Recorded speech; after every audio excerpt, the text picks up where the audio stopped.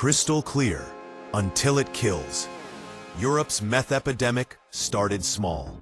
Now, it's spreading fast, flooding cities, destroying families.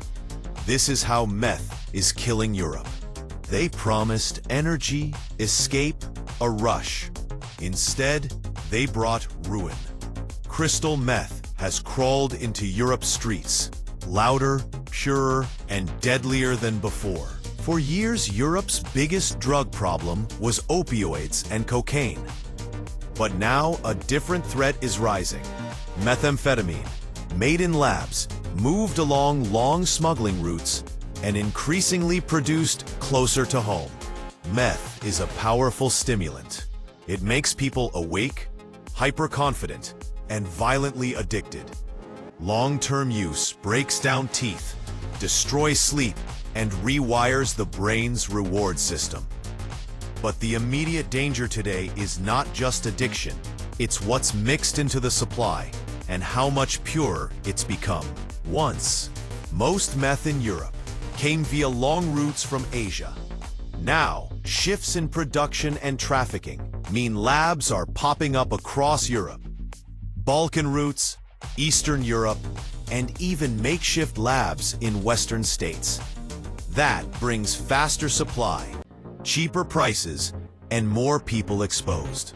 Where dealers once diluted or disguised drugs, modern synthesis can produce high-purity meth in industrial batches. Authorities have reported increasing purity and opportunistic production in countries that serve export markets, which means stronger doses reach users. The cost is human. Meth doesn't only fatally overdose like opioids do. It kills by wrecking lives. Psychosis that ends relationships. Crimes committed to pay for the habit, and accidents caused by users high on stimulants. Emergency rooms and social services are seeing complex, often violent cases. Even worse, users rarely take drugs in isolation. Mixing meth with opioids or synthetic opioids, or with new designer stimulants, multiplies deadly risks.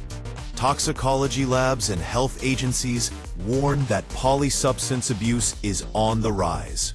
Law enforcement is chasing shifting networks. Health services are stretched. Some countries report more local lab dismantlings. Others are seeing the biggest seizures ever. But supply adapts faster than systems can react.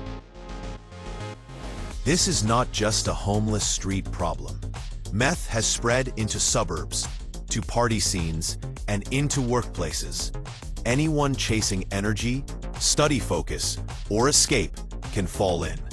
That makes prevention and education essential. Countries are trying a mix of tactics. Stronger border and lab enforcement, expanded treatment and harm reduction, and early warning systems to detect dangerous new batches. Experts insist both public health responses and cross-border policing must improve together.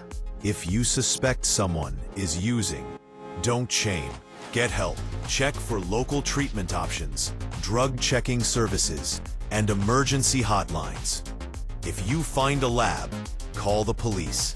It's dangerous to approach it yourself.